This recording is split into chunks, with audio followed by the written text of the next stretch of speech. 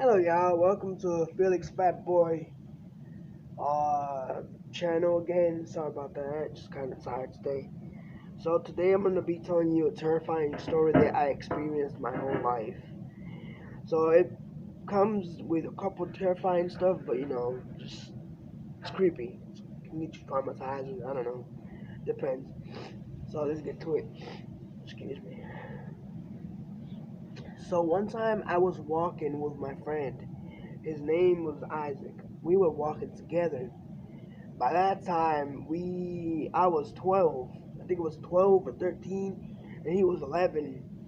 And we were walking. We were walking. We went into these woods, and it was nighttime. We had flashlights in the backpack. So, excuse me.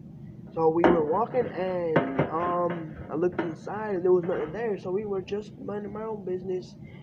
I was walking. He was walking. We were, looking for something that we lost in the woods when we were previously there, and we hear footsteps like running, and this time I didn't hear. He heard it, and he saw it. It was a black figure running, and he comes and says, "Oh my gosh, look at that!" And I'm like, "What?" And I look to the side, and I see nothing, but he was the only one that saw it. Excuse me. All right. So he said, "Oh, look at that," and I'm like, "Okay." So I looked to the side, and there was nothing there. So that's when I said, "Oh, what's wrong?" He said, "Oh, I saw a black figure." That time my goosebumps came up. All my hairs were up, and I jumped in action and said, "Oh shoot, where?"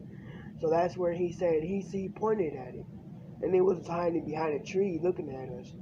This whole entire time we were looking for the thing, he been looking to the side, and he'd been seeing it, like following us.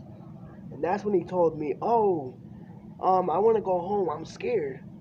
I'm like, "Okay, let's go home. We can come another time and look for if it's still around here." And he's like, not the figure. I meant like the thing we were looking for.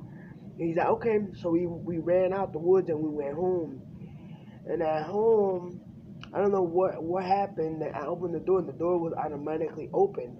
We locked it when we left, and the door was open, like cracked, like half open.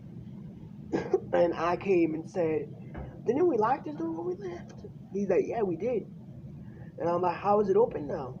He's like, "I don't know." So I'm like, "Okay." So we just went in, we normal.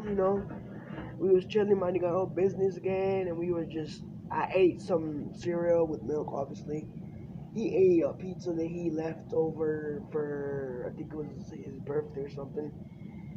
And he stared at this dark corner. He stayed there for like 15 minutes, staring straight at that dark corner. And I didn't notice him for like a couple minutes. And I looked to the side and I saw him. And he was so focused in that dark corner that's when I got up the couch and I said, "What happened?" And he didn't answer for like a couple minutes. And then he said, "Oh, I think it followed us home." And that's when my goosebumps came up. And I said, "What followed us home?" He's like, "The black figure that was running and lurking around the woods when we were over there looking for the something that we were looking for." And I'm like, I stayed quiet for a couple minutes, and I stared at the corner, and I didn't see nothing, but he saw it. And that's when I said, it's okay, don't worry, there's nothing there. Just pray to God that there's nothing there." And he's like, "Oh no, there is something there, I see it." And that's when my goosebumps got even worse. And that's when he said, "Oh my God, this is crazy." And I'm like, "What?" And he's like, "Oh, it's just like staring at us for no reason." And I don't know. And I told him, "Oh my God, I don't know why it's following us, but I just want to leave this house and I want to move again." And he's like, "Yeah, it's probably a good idea." So when Mom got home, I had to walk him home alone. Me and him were walking home, and I had to walk him home. So I was alone. I carried a pocket knife and a flashlight with me. So then, I was walking to his house, and I told him goodbye. And as soon as I step on the street, I hear footsteps running towards me. And I looked at the back, and there was the figure, and I ran. I'm telling you, I ran as fast as I could, which I couldn't run that by that time because I had a bad leg. And I was running and running and running, and I couldn't run that fast. And when I looked to the back, he disappeared. and I was scared. I was crying in fear, like my tears were coming out and everything. And I had really bad goosebumps. And I got home, I locked the door, I took off my shoes, went upstairs, told my mom, took a shower, and went to sleep. And I woke up in the morning and I found out that Isaac was I found out that Isaac was kidnapped. And I'm like, what? It can't be. I was with him last night. And then his mom came and told me, have you seen Isaac? Have you seen Isaac? And I'm like, no. Last night I dropped him off at the house.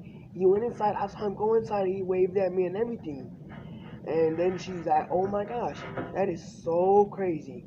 Because now, like right now, he's missing. And I'm like, okay, look, we can calm this down and we can try to look for him. And she's like, I already called the police. They're already searching for him. So I'm like, okay. So we went in the house. We talked and talked until the police gave us the bad news. They found Isaac dead inside a body bag inside the woods where we first stepped foot on. And that's when I said, oh my God, I knee down and broke in tears and had a mental breakdown. And the mom was worse. The mom had a mental breakdown and fainted for no reason, for that.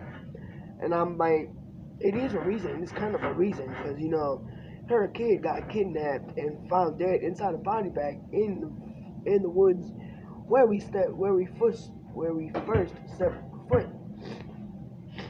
So basically, yeah, that's kind of a reason. So, oh my God, this car. So yeah, and from that day, I'm still traumatized. Like, how did he get kidnapped? But then they took him to the hospital, and they pronounced him dead. So I went to his funeral, and I was breaking in tears. I was crying. But at the same time, I was pissed off because whoever did that is gonna pay, and it's gonna get karma. So that's when we went home, and it was nighttime by then, and I went to sleep. And that was the end of the story. It was, it was sad, but mad at the same time, and traumatizing. Cause you know what is your friend getting kidnapped, staying with him until nighttime, right? Hanging out with him, and then boom, I don't know where the next day they pronounce him kidnapped, missing. I'm like, what? Ain't no way I was with him last night. Like, bro, that is so traumatizing right there. But alright, thank you for watching this video and have a lovely day.